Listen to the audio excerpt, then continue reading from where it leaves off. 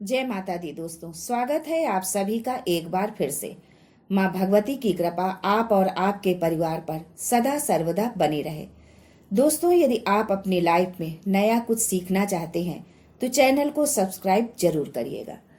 दोस्तों, हिंदू मान्यताओं के अनुसार किसी भी शुभ कार्य से पहले या पूजा पाठ के दौरान पान के पत्ते का प्रयोग किया जाता है। स्कंद पुराण के मुताबिक देवताओं द्वारा समुद्र मंथन के समय पान के पत्ते का प्रयोग किया गया था। यही वजह है कि पूजा पाठ में पान के पत्ते के इस्तेमाल का विशेष महत्व है। दोस्तों, आज मैं आपको पान के पत्ते के ऐसे कुछ उपाय बताऊंगी जिन्हें अपनाकर आप जीवन में धन, सुख, समृद्धि, सफलता, उन्नति और शांति प्राप्त कर सकते हैं। लेकिन उससे पहले आपसे रिक्वेस्ट करती हूँ कि वीडियो को लाइक करिएगा, दोस्तों को शेयर कर दीजिएगा और अगर आपने अभी तक चैनल को सब्सक्राइब नहीं किया है तो चैनल को सब्सक्राइब करके बेल आइकन जरूर दबाइएगा। दोस्तों, पान के पत्तों को ताजगी और समृद्धि का प्रतीक माना जाता है। स्कंद पुराण के अनुसार पान के पत्तों की उत्पत्ति समुद्र मंथन के दौरान हुई थी। पान के पत्तों में देवी देवताओं का वास माना गया है। यही कारण है कि प्रत्येक पूजा पाठ एवं मांगलिक कार्य बिना पान के पत्ते के संपन्न नहीं होते। दोस्तों, तो आज हम जानते हैं कि पान का पत्ता किस तरह हमारी किस्मत के बंद ताले को खोल देता है। पहला, यदि आप बहुत परेशानी में घिरे हुए हैं, कोई आपका साथ नहीं दे रहा और जब कोई आपका साथ ना दे तब अपना हाथ भगवान के हाथों में दे दे, वही आपकी नैया को पार लगाएगा। ऐसी मुसीबत के समय बस आपको एक छोटा सा उपाय करना है। मंगलवार या शनिवार के दिन पान का एक बीड़ा संकट मोचन को अर्पित करना है। बीड़ा अर्पित करने का अर्थ ये है कि अब से हनुमान जी आपका बीड़ा उठाएंगे। आपकी जिम्मेदारी अब उनकी है। लेकिन ये जो बीड़ा आप चढ़ाएंगे ये कुछ विशेष होगा, थोड़ा कठिन है पर लाभ 100% मिलेगा आपको।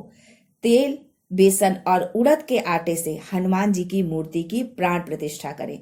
तेल और घी का दीपक जलाएं। विधि विधान से पूजन करें। पुआ, गुड़, चना, लड्डू का भोग लगाएं। इसके बाद 27 पान के पत्ते तथा गुलकंद, सौंफ आदि मुख शुद्धि की चीजें लेकर इनका बीड़ा बनाकर हनुमान जी को अर्पित करें। ध्यान रखें, जब ये पान बनवाएं तो इसमें केवल 5 चीजें डलवाएं: कत्था, गुलकंद, सौंफ, खोपरे का बूरा और सुमन कतरी। इसके अलावा और कुछ न डलवाएं। चूना और सुपारी तो भूलकर भी न डलवाएं।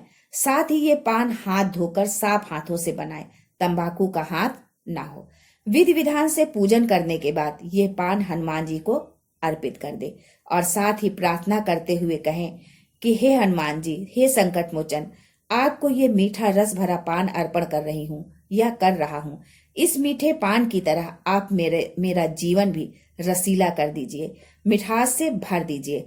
हनुमान जी की कृपा से कुछ ही दिन में आपकी सभी समस्या खत्म हो जाएगी।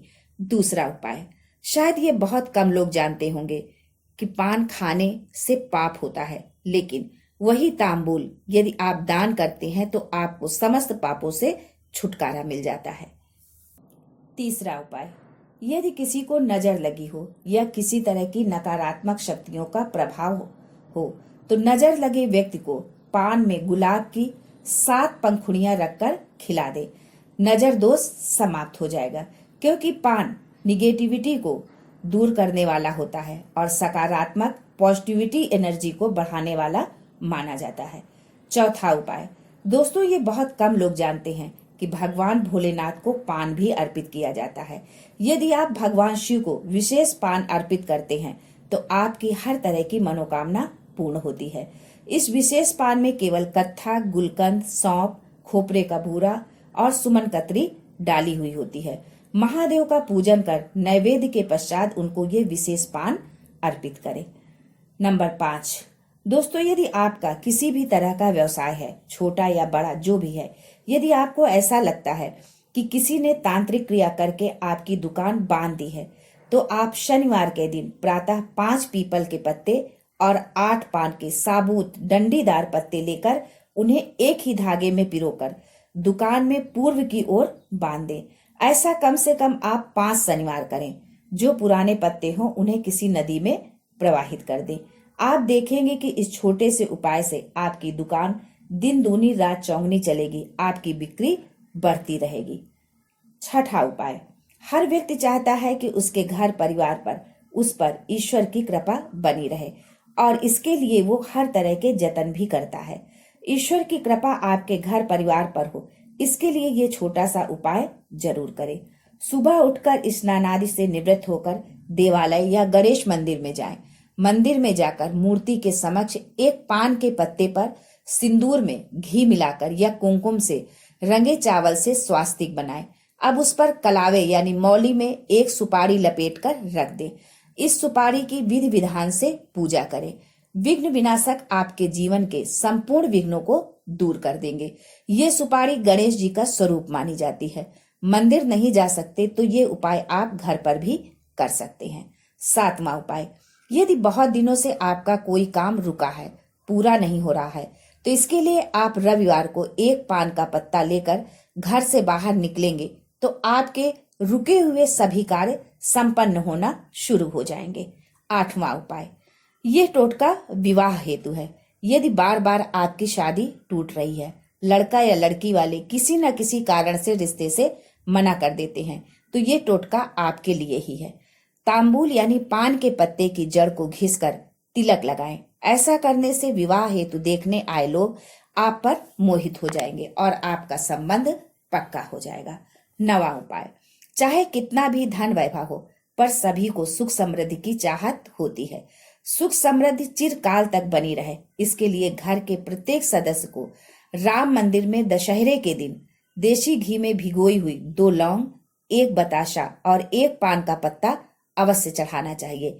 इससे घर में सुख समृद्धि बढ़ती है तथा हर तरह के कष्ट दूर हो जाते हैं। 10वां उपाय, ये उपाय हमारी बहनों के लिए है। यदि पति प्रेम नहीं करता, घर की जिम्मेदारी नहीं उठाता, बच्चों का ख्याल नहीं रखता है, तो ये उपाय बहुत ही कारगर साबित होगा आपके लिए। किसी भी महीने के शुक्ल पक्ष के प्रारंभ में 1 पान का पत्ता ले लीजिए, उस पर चंदन और केसर का पाउडर मिलाकर रखें। फिर माँ दुर्गा के सामने बैठकर 43 दिन तक चंडी स्तोत्र का पाठ करें। पान का पत्ता रोज नया लें। प्रयोग किए गए पान के पत्ते को उठाकर अलग रख दें। यानी जो पत्ते आपने एक दिन रखा है, आपने पाठ किया है चंडी स्तोत्र का, दूसरे दिन उस पत्ते को उठाकर एक किनारे रख दें और पुनः नए पत्ते पर ये क्रिया दोहराएं। ये क्रिया आपको 43 दिन तक करनी है। 43 दिन के बाद उन पान के पत्तों को जल में प्रवाहित कर दें। यानी जो पत्ते अभी तक आपने पूजा में उपयोग किए हैं, उन सारे पत्तों को लेकर आप जल में प्रवाहित कर दें। चंडी पाठ करने के बाद चंदन और केसर जो पान के पत्ते पर रखा था, उसका तिलक अपने माथे पर लगाकर पति के सामने जाएं। इस उपाय से पति का प्रेम आप पर बना रहेगा। ये उपाय करने से पहले किसी लाल किताब के विशेषज्ञ से सलाह जरूर ले लें। माँ भगवती आपका कल्याण करे। आज के लिए बस इतना ही दोस्तों, मिलते हैं अगले वीडियो में। तब तक के लिए हर हर महादेव, जय माता दी।